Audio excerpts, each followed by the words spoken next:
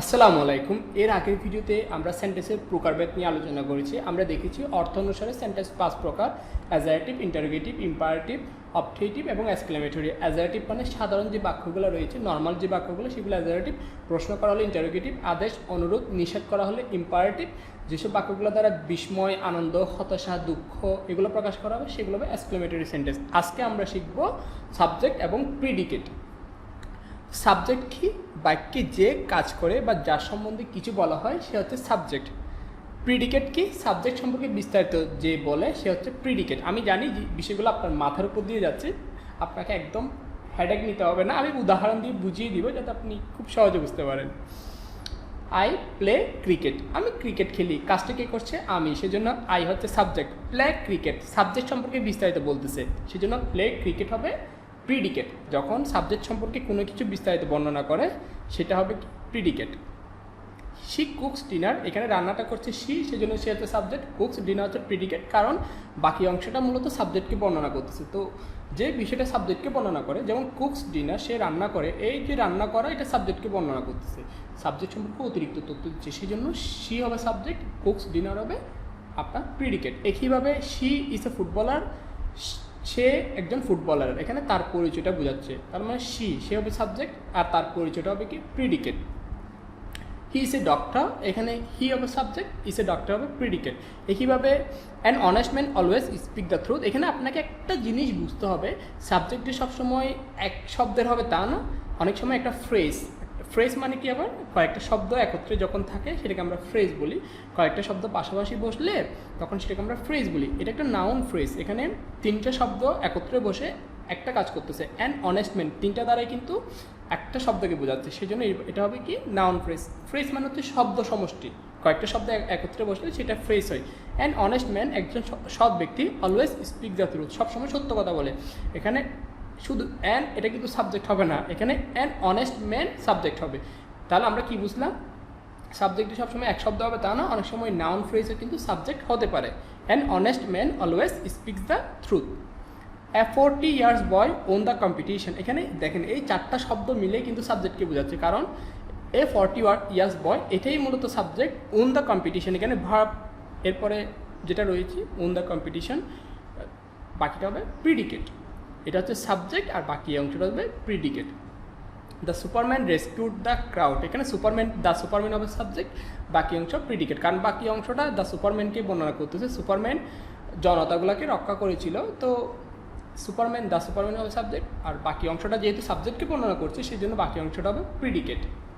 There is a cricket playground, এখানে আরেকটা জিনিস আপনাকে বুঝতে হবে, সাবজেক্ট যে সবসময় বাক্যের শুরুতে বসবে তা না, বাক্যের শেষেও কিন্তু বুঝতে পারে। যেমন ক্রিকেট প্লেগ্রাউন্ড, এটা হবে সাবজেক্ট আর বাকি অংশটা হবে প্রিডিকেট, কারণ আমি ক্রিকেট প্লেগ্রাউন্ড সম্পর্কে কিন্তু ইনফরমেশনটা দিচ্ছি।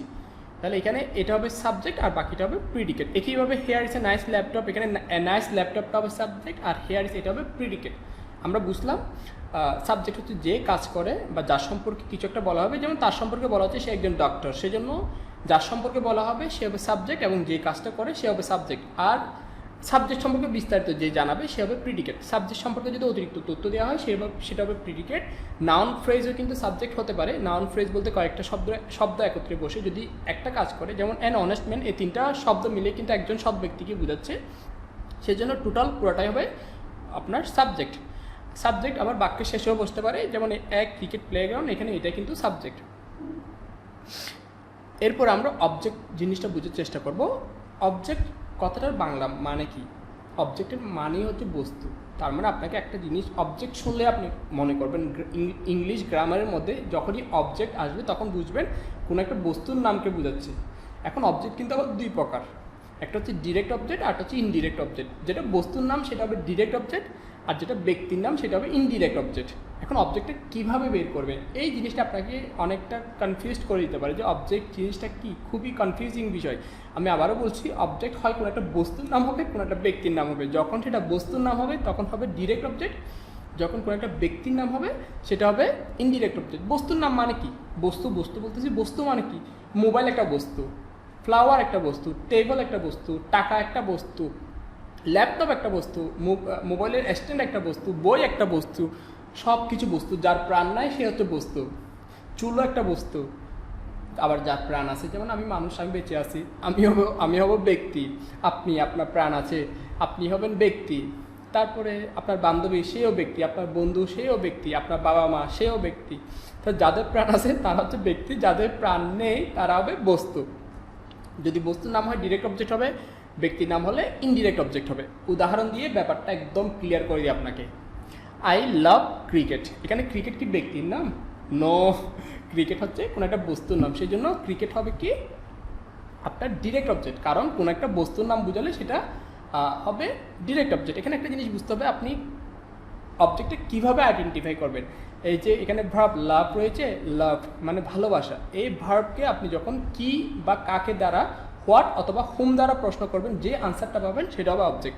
যেমন আমি প্রশ্ন করি আই লাভ, আমি কি পছন্দ করি? আমি ক্রিকেট পছন্দ করি, তাহলে এখানে ক্রিকেট হবে object. He gives me a flower, অনেক বাক্যে দুইটা অবজেক্টও থাকে, কিছু কিছু বাক্যে সিঙ্গেল অবজেক্টও থাকে। তাহলে আমি এ গিভস, এটাকে এ ভার্বকে আমি কি বা কাকে দ্বারা প্রশ্ন করি। হি গিভস হুম, সে কাকে দিয়েছিল? মি, আমাকে দিয়েছিল, তাহলে এখানে মিটা হবে অবজেক্ট। হি গিভস হোয়াট, সে কি দিয়েছিল? এ ফ্লাওয়ার, তাহলে এখানে এ ফ্লাওয়ার হবে কি অবজেক্ট, কারণ আমি যখন ভার্বকে কি বা কাকে দ্বারা প্রশ্ন করে যে উত্তরটা পাবো সেটা হবে অবজেক্ট। তাই আমি গিভস কাকে দিয়েছে? আমাকে দিয়েছে, সেই জন্য আমি অবজেক্ট। এ ফ্লাওয়ার কি দিয়েছে? এ ফ্লাওয়ার, তাহলে এখানে এ ফ্লাওয়ার হবে অবজেক্টটা। এ ফ্লাওয়ার কি বলেন তো, ডিরেক্ট অবজেক্ট নাকি ইনডিরেক্ট অবজেক্ট? এ ফ্লাওয়ার হচ্ছে ইনডিরেক্ট অবজেক্ট না, এ ফ্লাওয়ার ডিরেক্ট অবজেক্ট। আমি ইচ্ছে করে ভুল বলেছি, কারণ এ ফ্লাওয়ার হচ্ছে বস্তুর নাম, যেটা বস্তুর নাম সেটা হবে ডিরেক্ট অবজেক্ট। আর মি এটা হচ্ছে ব্যক্তির নাম, এটা কি বলেন দিতে পার, এটা হবে ইনডিরেক্ট অবজেক্ট, কারণ ব্যক্তির নাম বুঝালে সেটা কি হয়? ইনডিরেক্ট অবজেক্ট হয়। আমি আরও উদাহরণ দিই, আপনাকে বলতে হবে এবার। She sends me an email, এখানে অ্যান ইমেলটা কি বলেন তো? এখানে অ্যান ইমেলটা হচ্ছে ডিরেক্ট অবজেক্ট, কারণ একটা বস্তুর নাম। মি এটা ইনডিরেক্ট অবজেক্ট, কারণ মি হচ্ছে একটা ব্যক্তির নাম। একইভাবে করিম ল্যান্ড মি 500 টাকা, মি ইনডিরেক্ট অবজেক্ট, 500 টাকা direct object. She cooks dinner, এখানে ডিনার হবে direct object. He plays tennis, এখানে টেনিস হবে direct object. My mother loves me, আমার মা আমাকে ভালোবাসে। প্রত্যেকে মা প্রত্যেককে ভালোবাসে, এটা সত্যি। এই মিটা হবে কি, আমি যদি প্রশ্ন করি মাই মাদার লাভস হুম, আমার মা কাকে পছন্দ করে? আমাকে পছন্দ করে। তাহলে এখানে মিটা হবে কি আপনার ইনডিরেক্ট অবজেক্ট, কারণ ব্যক্তিকে বোঝাচ্ছে। আমি আবার একটু রিকেপ করি। আপনি যখন ভার্বকে কি বা কাকে দ্বারা প্রশ্ন করে যে উত্তরটা পাবেন সেটা হবে অবজেক্ট। যেমন I love cricket, I love what, আমি কি পছন্দ করি? আমি ক্রিকেট পছন্দ করি, যে উত্তরটা পেয়েছি ক্রিকেট, তাহলে সেটা হবে অবজেক্ট। যদি সেটা বস্তুর নাম হয় তাহলে সেটা হবে ডিরেক্ট অবজেক্ট, যদি সেটা ব্যক্তির নাম হয় সেটা হবে ইনডিরেক্ট অবজেক্ট। যেমন এই বাক্যে he gives me a flower, he gives hmm? Me, তাহলে এখানে মিটা অবজেক্ট এবং মিটা হবে indirect object. He gives me a flower, he gives what? A flower, তাহলে এখানে এ ফ্লাওয়ারটা হবে কি আপনার ডিরেক্ট অবজেক্ট, কারণ এ ফ্লাওয়ার হচ্ছে একটা বস্তুর নাম। বস্তুর নাম হলে ডিরেক্ট অবজেক্ট, আর ব্যক্তির নাম হলে কি বলেছি? ব্যক্তির নাম হলো হবে ইনডিরেক্ট অবজেক্ট। একটা জিনিস আপনাকে এখানে নোট করতে হবে, প্রত্যেক বাক্যে কিন্তু অবজেক্ট থাকবে না, অবজেক্ট ছাড়াও কিন্তু বাক্য তৈরি করা যায়। যেমন আমি উদাহরণ দিই, আরও ক্লিয়ার হয়ে যাবেন। হি রানস, সে দৌড়েছিল। শি সুইমস, সে সাঁতার কেটেছিল। এখানে কোনো অবজেক্ট নাই কিন্তু, কারণ আপনি প্রশ্ন করেন তো হি রানস হোয়াট, কোনো আনসার পাবেন না। হি রানস হুম, কোনো আনসার নেই। তাহলে যখন আপনি আনসার পাবেন না, তাহলে অবজেক্ট কিন্তু নেসেসারি না। অবজেক্ট একটা বাক্যের জন্য একদম অত্যাবশ্যক না, ভার্ব অত্যাবশ্যক। ভার্ব মাস্ট বি লাগবে, বাট অবজেক্ট দরকার নেই। অবজেক্ট ছাড়াও বাক্য তৈরি হতে পারে। শি সুইমস, এখানে কিন্তু কোনো অবজেক্ট নাই। করিম ক্রাইড, এ বাক্য কোনো অবজেক্ট নাই। Birds fly in the sky, এখানে ইন দ্য স্কাইকে অনেকে অবজেক্ট মনে করতে পারে, কিন্তু এটা অবজেক্ট হবে না, এটা একটা অ্যাডভার্ব। কেন অ্যাডভার্ব সেটা বুঝতে হলে আপনাকে পার্টস অফ স্পিচের ভিডিও সিরিজটা দেখতে হবে। এটা কি বলেন তো, আপনারা অ্যাডভার্ব ভিডিও সিরিজ যারা দেখেছেন তারা হয়তো এখন বলতে পারবেন যে এই জিনিসটা কি। এটা হবে অ্যাডভার্ব অফ প্লেস, যেটা দ্বারা কোনো জায়গার নাম বুঝাবে, সেটা হবে অ্যাডভার্ব অফ প্লেস। যাক, এটা অ্যাডভার্বের আলোচনার বিষয়। আজকে আমরা শিখতেছি অবজেক্ট। এটা অবজেক্ট হবে না এই কারণে, কারণ আমি ভার্ব ফ্লাই, এখানে ফ্লাই হচ্ছে ভার্ব। এই ফ্লাই ভার্বকে আমি যখন কি বা কাকে দ্বারা প্রশ্ন করব, যদি উত্তর পাই তাহলে অবজেক্ট হবে, যদি না পাই তাহলে অবজেক্ট হবে না। আমি তাহলে প্রশ্ন করি বার্ডস ফ্লাই হোয়াট, এটা দ্বারা কোনো আনসার পাচ্ছি না, যে বার্ডস কি উড়ে, এটার কোনো আনসার নেই। বার্ডস ফ্লাই হোম, বার্ডস কাকে উড়ায়, এটারও কোনো আনসার নেই। তাহলে আমি যেহেতু উত্তর পাচ্ছি না, তার মানে এই বাক্যে অবজেক্ট নাই। এটা হবে এখানে অ্যাডভার্ব। আপনাকে অ্যাডভার্ব বুঝতে হলে আমার অ্যাডভার্বের ভিডিওগুলো দেখতে হবে, তাহলে আপনি আরও ভালো করে বুঝতে পারবেন। The boy is swimming in the river, একইভাবে এটাও অ্যাডভার্ব, এখানে কোনো অবজেক্ট নাই, কারণ আমি সুইম ভার্বকে কি বা কাকে দ্বারা প্রশ্ন করে কোনো উত্তর পাচ্ছি না। শি ইজ স্লিপিং, এখানে কিন্তু কোনো অবজেক্ট নেই, কারণ আমি স্লিপ এই ভার্বটাকে কী বা কাকে দ্বারা প্রশ্ন করে কোনো উত্তর পাচ্ছি না। আজকের ভিডিওটা এতটুকুই থাক। আশা করি আপনি সাবজেক্ট এবং প্রিডিকেট জিনিসটা ভালো করে বুঝেছেন এবং অবজেক্টটাও ভালো করে বুঝেছেন। ভিডিও শেষের আগে আমি আরেকবার রিকেপ করে দিচ্ছি। সাবজেক্ট হচ্ছে যে কাজটা করে বা যার সম্পর্কে কিছু বলা হয়, তারপরে আপনার প্রিডিকেট হচ্ছে সাবজেক্ট সম্পর্কে যে বিস্তারিত বর্ণনা করে, সাবজেক্ট সম্পর্কে যে অতিরিক্ত তথ্যটা দেওয়া হয় সেটা হচ্ছে প্রিডিকেট। যেমন আই লাভ চিকেন, এখানে আই হবে সাবজেক্ট, লাভ চিকেন হবে প্রিডিকেট। আমরা অবজেক্ট শিখেছি, আমরা জানি ভার্বকে কী বা কাকে দ্বারা প্রশ্ন করলে অবজেক্ট পাওয়া যাবে। যদি অবজেক্টের বস্তুর নাম হয় সেটা হবে ডিরেক্ট অবজেক্ট, যদি আপনার বস্তুর নাম হলে ডিরেক্ট অবজেক্ট আর ব্যক্তির নাম হলে হবে ইনডিরেক্ট অবজেক্ট। বস্তুর নাম হলে ডিরেক্ট আর ব্যক্তির নাম হলে ইনডিরেক্ট। প্রত্যেক বাক্যে কিন্তু অবজেক্টটা কম্পালসারি না, অনেক বাক্য রয়েছে যেখানে অবজেক্ট থাকে না।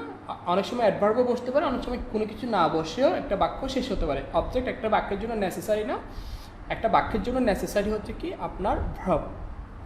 সবাইকে অসংখ্য ধন্যবাদ জানাচ্ছি আবারও এতক্ষণ সাথে থাকার জন্য। সামনের ভিডিওতে আমরা কী শিখবো সেটা একটু দেখি। আমরা সেন্টেন্সের প্রকারভেদ দেখব গঠন অনুসারে, এবং যা শিখেছি সেটাকে আবার রিভিশন করে আমি এই ভিডিও সিরিজটা শেষ করব। আশা করি আপনি সেন্টেন্সের উপর অনেক সুন্দর তথ্য জানতে পারবেন সামনের ভিডিওতে। আসসালামু আলাইকুম।